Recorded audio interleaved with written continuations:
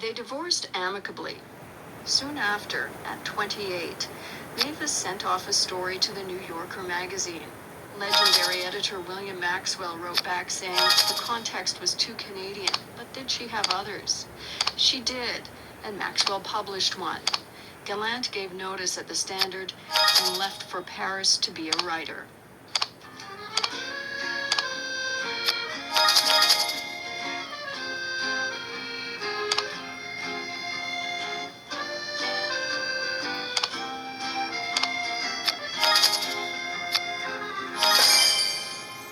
Paris at the time was the place.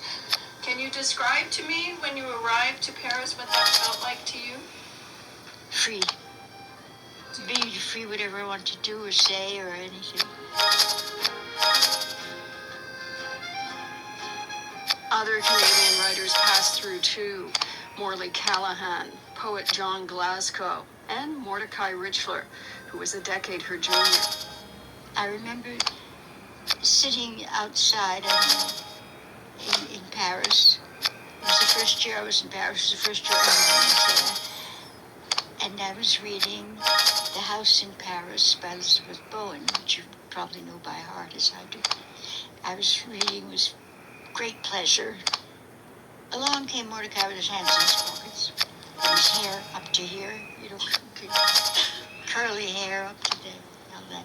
And he stopped at the table and said, "Oh, hi," and he took the book out of my hands, and he pretended that he could imitate an English accent, and he could imitate that about as much as I can imitate the Pope. And he read with a fake British accent, and he shut the book like that, and he said, "Listen, you're not going to get anywhere if you don't stop reading this shit." And I thought, "You little punk, I'm going to smash your face in if you don't shut up." I mean, I really meant it, but I didn't. And he was very talented, he was enormously talented. There's absolutely no denying that. With Paris as her base, Gallant began to roam Europe, recording her observations in her journals, writing stories that startle with their arresting detail, shifting moods, dark humor, and relentless refusal to romanticize or reassure.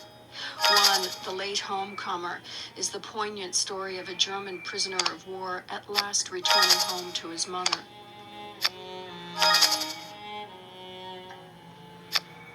In captivity, I had longed for her, and for the lost paradise of our poverty, where she had belonged entirely to my brother and to me, and we had slept with her, one on each side. I had written letters to her full of remorse for past neglect, and containing promises of future goodness. I would work hard and look after her forever.